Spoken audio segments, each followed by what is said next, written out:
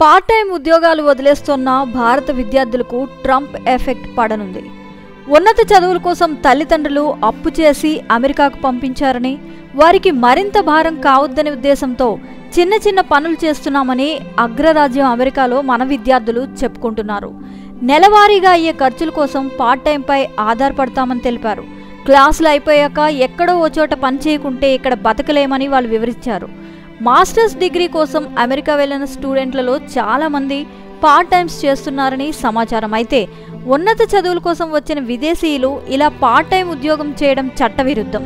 Student visa మీద అమెరికాలో అడుగుపెట్టిన వారు ఉద్యోగం చేయడానికి ఇమిగ్రేషన్ చట్టాలైతే ఒప్పుకోవు.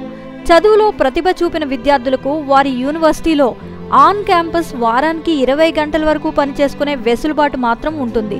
అయితే వర్సిటీలో వందలాదిగా ఉండే విద్యార్థులు అందరికీ పని దొరకదు. దీంతో చాలామంది అనధికారికంగా బయట హోటల్స్, పెట్రోల్ బంకులు తదితర వాటిలో పార్ట్ టైం చేసుకుంటూ ఉంటారు. విదేశీ విద్యార్థులు ఇలా పనిచేస్తూ పట్టుబడితే ఇమిగ్రేషన్ అధికారులు వారి స్టూడెంట్ వీసా రద్దు చేసి స్వదేశానికి పంపిస్తారు. ఆ తర్వాత మళ్ళీ విద్యార్థిగా అమెరికాలో అడుగుపెట్టే అవకాశం దాదాపుగా ఉండదు. ప్రస్తుతం అమెరికాలో చదువుకుంటున్న భారత విద్యార్థులను ఈ భయమే వెంటాడుతోంది. దీంతో చాలామంది తమ పార్ట్ టైం ఉద్యోగాన్ని వదులుకుంటున్నారు.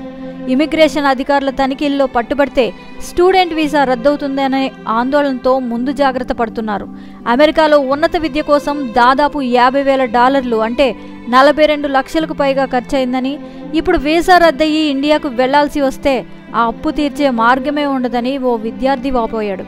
అమెరికాలో ఉన్నత విద్య కోసం దాదాపు $50,000 అంటే 42 లక్షలకు పైగా ఖర్చవుతుందని, ఇప్పుడు వీసా రద్దయి ఇండియాకు వెళ్లాల్సి వస్తే ఆ అప్పులు తీర్చే మార్గమే ఉండదని ఆవేదన చెందుతున్నారు. ప్రెసిడెంట్గా డొనాల్డ్ ట్రంప్ ప్రమాణం చేశాక వలస విధానంలో మార్పులు, అనధికారికంగా అమెరికాలో ఉంటున్న వారిని గుర్తించి వెనక్కి పంపించేందుకు కఠిన చర్యలు చేపట్టారని వివరించారు.